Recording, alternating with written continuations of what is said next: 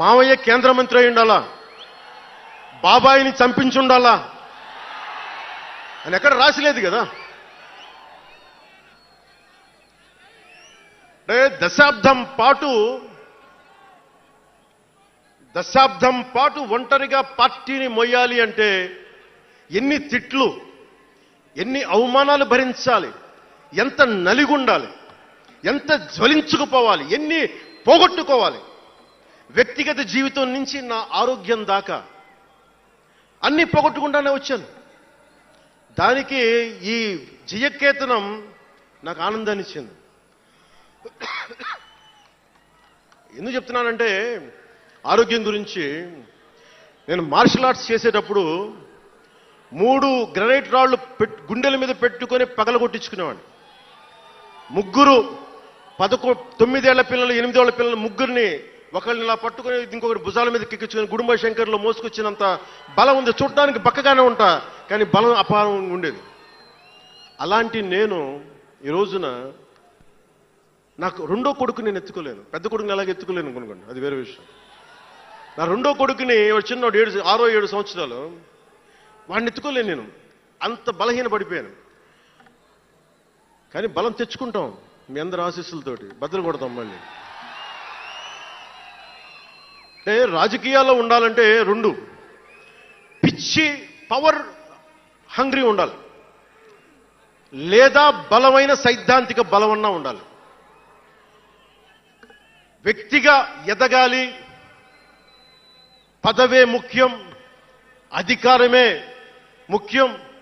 దానికోసం గుండాల్ని వాడుకుంటాం, మర్డర్లు చేయిస్తాం, వేల కోట్లు దోచేస్తాం, కులాలని కెలికేస్తాం, రకరకాల విద్వేషాలు రెచ్చగొడతాం, తద్వారా లాభపడతాం అన్నది ఇంకో పద్ధతి. నేను అది కోడికత్తిని వాడుకుంటాం, నేను అలాంటివి ఎంచుకోలే. సైద్ధాంతిక రాజకీయాన్ని ఎంచుకున్నాను. నాకు ఊహ తెలిసినప్పటి నుంచి అలాగే బతికాను. అందుకే నేను సమాజం, సమతుల్యత, భావితరాల భవిష్యత్తు, దేశం అంతరంగిక భద్రత, దేశ భద్రత, శత్రు దేశాల దాడులు ఆలోచించి దశాబ్దంన్నర నలిగి గుండె రగిలి అందరిలోనూ చైతన్యం రగిలించి ఈ రోజున జనసేన జయకేతనం ఎగరవేస్తున్నాం. ఇది జనసేన పద్ధతి. Registered party to recognised party. It took us a decade plus.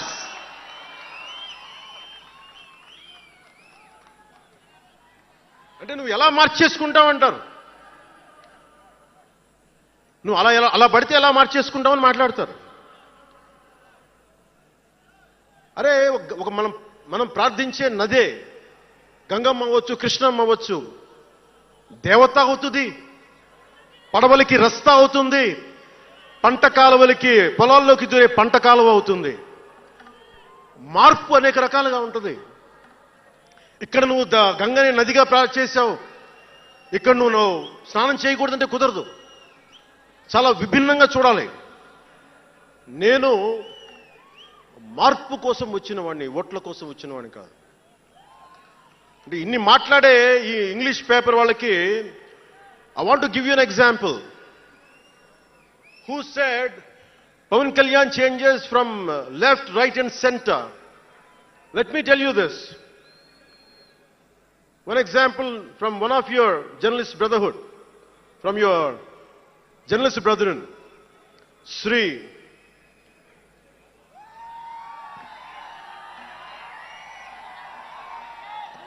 M.J. Akbar. He wrote a book called Riot After Riot. ఆ పుస్తకంలో ఎంటైరిటీ అంతా how BJP is wrong, how BJP is communal అని all the stories he picked up is all about anti BJP. But in 2014, same mister MJ Akbar has become MP for BJP. బీజేపీని తిట్టిన వ్యక్తే కాంగ్రెస్ లో ఉండి బీజేపీకి వెళ్ళి మారగలిగినప్పుడు తప్పులేదు. కానీ నేను ఇన్ని రకాలుగా మాట్లాడితే తప్పైపోయింది అది. అంటే ఇది let me tell you, I blended the best of everybody. I have tested it on myself personally and applied to the party. That's why we got 100% striking rate.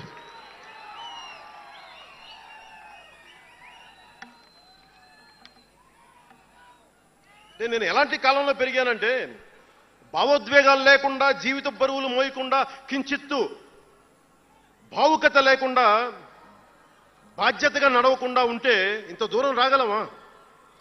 జీవితంలో నిన్న కాకితాళంగా ఎలా జరిగిపోతాయి? అంత ఫ్లూక్ అండి అంటే 21 సీట్లతో 100% వచ్చేస్తామా? 151 సీట్లు ఉన్న ఆ పార్టీని 11 సీట్లకి రానివ్వగలమా? ఎంత పోరాటం చేశాం మనం, ఎంత నలిగాం.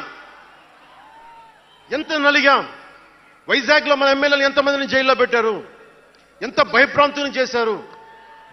బయటికి వస్తే ఆ రోజున అందరూ అడిగారు, మీరు వెంటనే ప్రధానమంత్రి గారికి చెప్పండి, ఫోన్ చేయండి, మీకు తెలుసు కదా అంటే నేను ఒకటే అన్నా, ప్రజల్ని కాపాడటానికి వచ్చాను నేను, నన్ను కాపాడమని ఎవరిని నేను అడగదు, ప్రధానమంత్రి గారైనా సరే. ఇది నా నేల, నా పోరాటం ఇది. నా మీద చెయ్యి వెయ్యమని చెప్పండి, చెప్తాను నేనేంటో అని చెప్పాను. అంటే నేను ఎవరో వస్తారని నేను ఎప్పుడు చేయను, నేను ఎంత నిలబడగలను అదే నా మెజర్ అంతే. నేను ఎలాంటి జీవితం నుంచి వచ్చానంటే, నాకు చుట్టుపక్కల పేరెంట్స్ కమ్యూనిస్టులు, పిల్లలేమో క్యాపిటలిస్టులు. అలాంటి లెఫ్ట్ భావాలతో ఉన్న నాయకుల్ని, వారి పిల్లల్ని నేను నెల్లూరులో చూసేవాడిని. అంటే మార్పు అనేది అవసరం. నాన్న కమ్యూనిస్ట్ కదా అని కొడుకు క్యాపిటలిస్ట్ అవ్వకూడదనే రూల్ లేదు, ఇలాగే ఉండాలని ఏం లేదు. అంటే సహజం, అంటే మార్పు చాలా సహజం, ఎదగడానికైనా దిగజారడానికైనా సరే. వారి ప్రవర్తనని, వారి ఆలోచన విధానాన్ని బట్టి ఉంటుంది. కులాలను కలిపే ఆలోచన విధానం, భాషలను గౌరవించే సాంప్రదాయం, సంస్కృతుల్ని కాపాడే సమాజం, ప్రాంతీయతను విస్మరించిన జాతీయవాదం, మతాల ప్రస్తావన లేని రాజకీయం, అవినీతిపైన రాజీ లేని పోరాటం, పర్యావరణాన్ని పరిరక్షించే అభివృద్ధి ప్రస్థానం, ఇవన్నీ పెట్టినప్పుడు నవ్వారు అందరూ. అలాంటిది నన్ను ఈ రోజున పర్యావరణ మంత్రిగా తీసుకొచ్చింది ఈ సిద్ధాంతాలే. సిద్ధాంతాన్ని ప్రతిపాదించినప్పుడు చాలా పరిశోధించాలి, చరిత్ర చదవాలి, అవగాహన చేసుకోవాలి, జటిలమైన సందేహాలు వాటికి వివరణ ఇవ్వాలి. ఇవన్నీ కూడా ఉండబట్టే ఈ రోజున ఇంత బలంగా నిలబడగలిగాం. నేను ఇంత ఆలోచించి అడుగు ముందుకేస్తాను తప్ప అనాలోచితంగా ఎప్పుడు నేను అడిగాను. ఈ 10 ఏళ్లలో నిలబడ్డాం, బలపడ్డాం, చాలా పడ్డాం కూడా. సమాజ తీరుతెన్నులు ఎలా ఉంటాయి అని ఆలోచించేటప్పుడు నన్ను బూతులు తిట్టినా, ఆ తిట్టిన వాటిని ప్రసార మాధ్యమాల్లో ప్రసరింపజేసి డిబేట్లు పెట్టి వీళ్ళకి నా జీవితం తప్ప ఇంకేమి లేవా, కనిపించవా అనుకునేవాడిని. అంటే మీరు చెప్పండి, ఒకళ్ళ ఇంట్లో ఆస్తి తగాదాలు, అక్క